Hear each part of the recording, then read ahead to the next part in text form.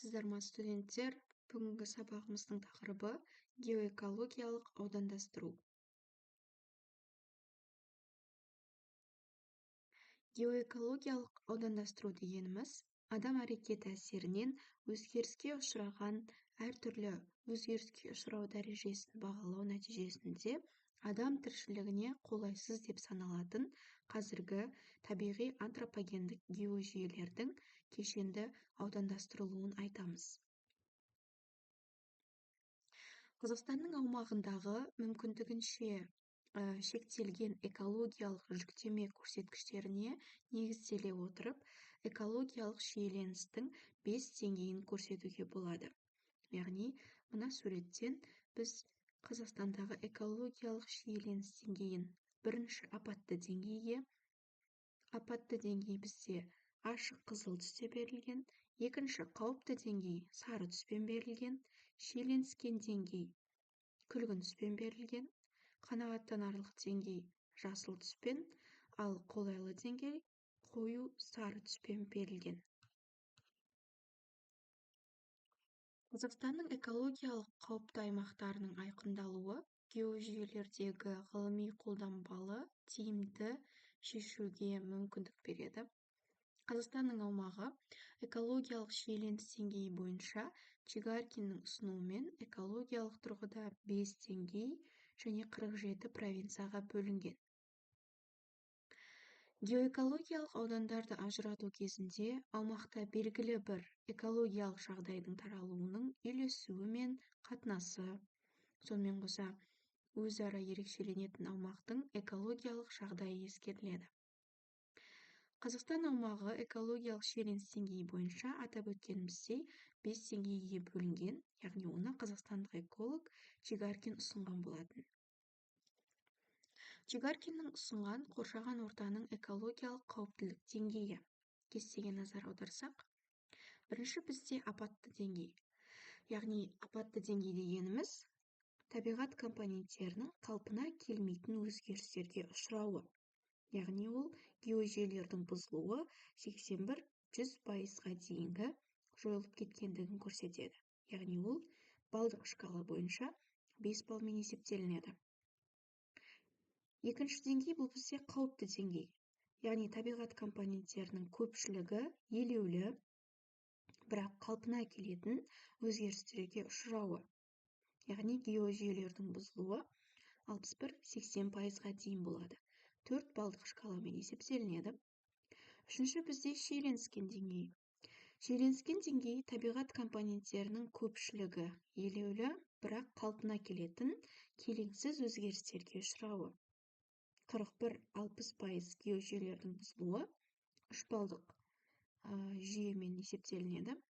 Төртінші бізде қанағаттанарлық деңгей.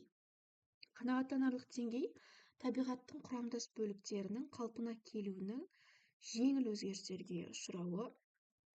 Яғни ол 21-40%-лық геожүйелердің бұзылуын көрсетеді. Бұл бізде 2 балдық шкаламен есептелінеді.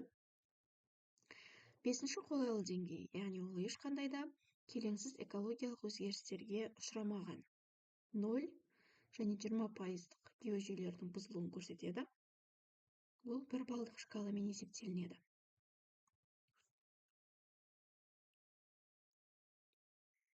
Аумақты аудандастыруды біз микродеңгейдегі аумақтық жүйе, мезодеңгейдегі аумақтық жүйе, макродеңгейдегі аумақтық жүйе және мегадеңгейдегі аумақтық жүйе деп қарастырамыз. Микродеңгейдегі аумақтық жүйелерге біз экологиялық шиеленісу байқалатын кіші ауданды аумақтарды, мысалы, жекелеген қалаларды, табиғи нысандарды айтамыз.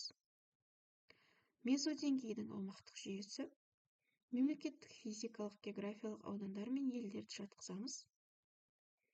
Макродеңгейдің аумақтық жүйесі құрлықтар, субконтиненттер, өркениетті аудандар және тағы да басқалар кіреді.